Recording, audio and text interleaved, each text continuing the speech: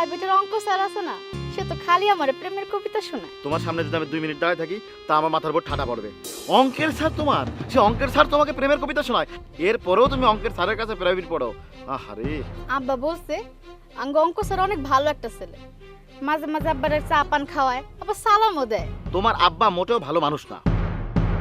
যদি ভালো মানুষ হইতো তাহলে এই অঙ্কের স্যারের সামান্য চা আর বিস্কিট পান খাওয়া নিতে সে তার পড়ে যাইতো, সে তার ভালো বলতো।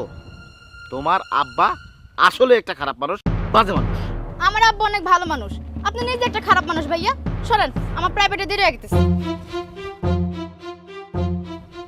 এতটুক ছোট মানুষ, ধান্য মরিস, গায়ে বায়ে বড় হয়েছে কিন্তু আমার মনের ভাষাটা বুঝলো না।